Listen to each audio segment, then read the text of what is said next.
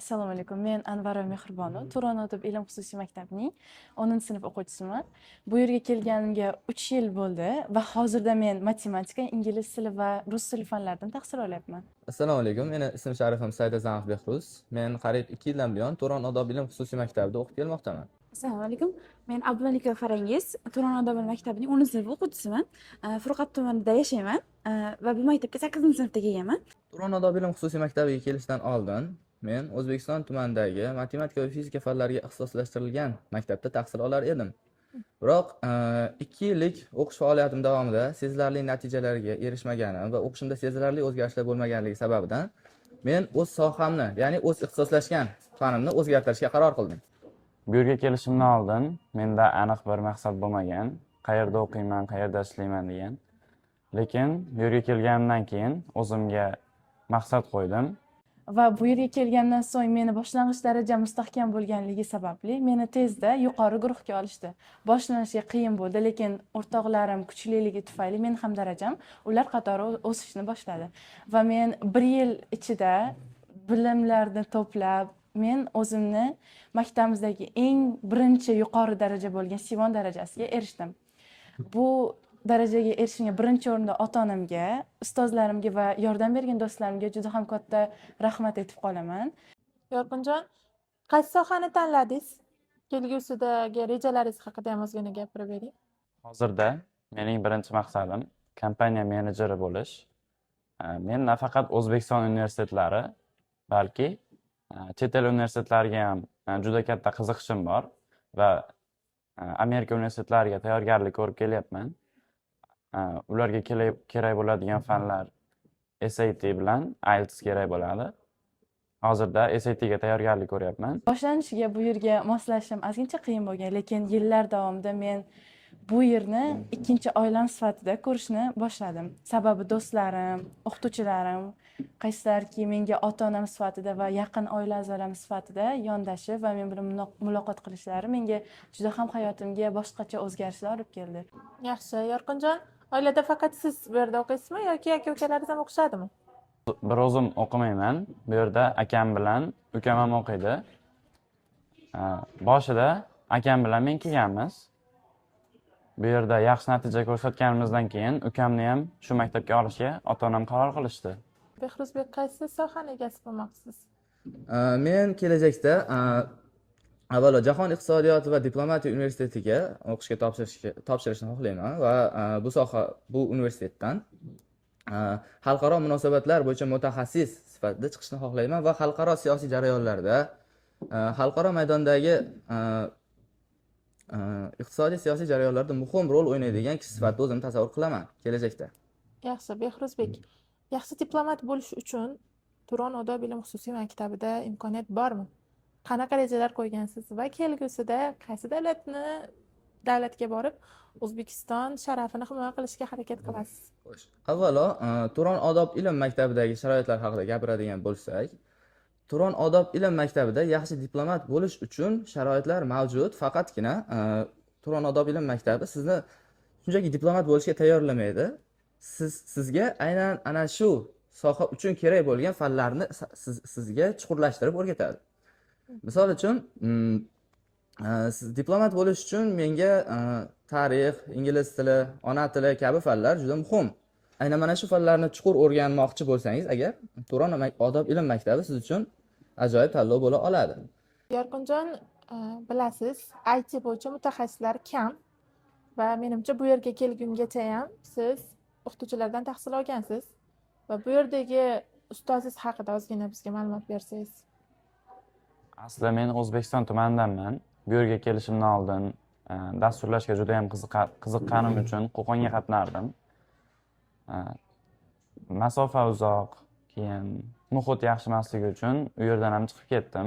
1 yil o'qiganman. Lekin bu yerga kelganimdan keyin kuchli mutaxassis topdim. Hozirda Bekzodjon Nazirov ustozning qo'llarida o'qiyman, dasturlash bo'yicha. Dasturlash haqida ozgina bizga ma'lumot bering. Nimalarni o'rganyapsizlar? Darslar qanday bo'ladi? Hozirda dasturlash bo'yicha front-end va back-end qismlarini Bekzodjon ustozdan tahsil oldim va bu uchun Bekzodjon ustozimga katta rahmat aytaman. Ota-onam ijtimoiy tarmoqlarda ba'zi izlanishlar qildi va Turon odob ilm maktabi biz uchun yaxshi tanlov bo'lib ko'rindi. Va ota-onam menga bu maktabda o'qib ko'rishni tavsiya berishdi. Va men ularning tavsiyalariga rozi bo'ldim va maktabga keldim. Maktabga kelganimdan so'ng avvalo yotoqxonaga joylashdim va o'z ixtisoslashgan fanlarimni o'qishni boshladim. O'qituvchilarim tomonidan berilgan juda yaxshi e'tibor, yotoqxonadagi ishonchli muhit va o'qituvchilarning qattiqqo'l siyosati tufayli 9 oylik o'qish faoliyatim davomida juda ajoyib yutuqlarga erishdim. Misol uchun, tarix fanidan eng yuqori A+ darajadagi sertifikatni qo'lga kiritdim. Undan ancha oldinroq ingliz tilidan B2 darajasidagi sertifikatni qo'lga kiritdim va bu natijalar mening keyingi o'qish faoliyatim davomida juda katta rol o'ynashini bilardim. Mehribon, umuman o'quvchilarga Turon odob ilm xususiy maktabiga kelishni tavsiya qilgan bo'larmidingiz? Albatta, Shu yerni 3 yillik o'quvchisi sifatida fikrlaringizni bilmoqchimiz. o'zini nafaqat bilim tomoni, balki hayotiy tajriba, mustaqil bo'lish, masalan, yotoqxona sharoitlarimiz va mustaqil bo'lish, o'zini mustaqil fikri, yana rivojlanish uchun o'zini xohlayotgan o'quvchilar bo'lsa, bu yer ular uchun eng mos joy deb ayta olaman. Shuning uchun agar o'zlarini ustida ishlamoqchi va rivojlanmoqchi, ilm va odob tomoni rivojlanmoqchi bo'lsalar, bu yerda albatta tavsiya etaman. Va hozir oilamizda 3 ta farzandmiz. Uchala farzandim hozir shu maktabda o'qiymiz.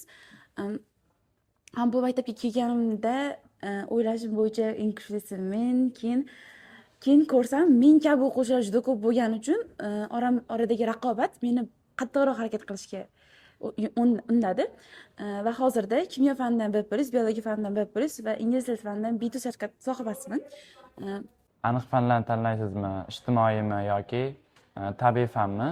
Bu yerda malakali ustozlar jamlangan va o'zimni tengdoshlarimga va aka-ukalarimga shu maktabga kelishni tavsiya qilib qolaman. Bilasiz, maktabimiz nomi Turon odob ilm. Nima uchun odob birinchi o'ringa qo'yilgan deb o'ylaysiz?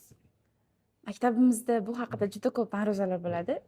To'g'risini aytsam, odob menimcha birinchi o'ringa qo'yilgani sababi odobsiz bola elga manzur bo'la olmaydi deb o'ylaymiz va eshitgan bo'lsangiz, odobli bola elga manzur degan maqollar ham bor.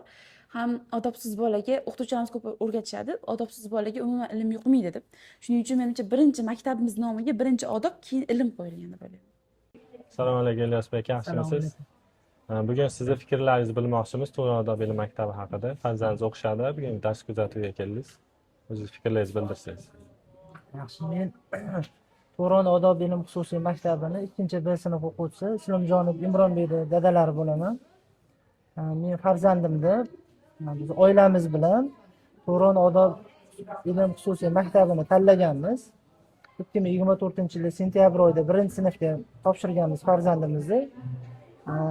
Bizga bu maktabni qaysi holatlari ko'proq qoniqtiradiki, birinchi o'rinda Turon odob ilm xususiy maktabini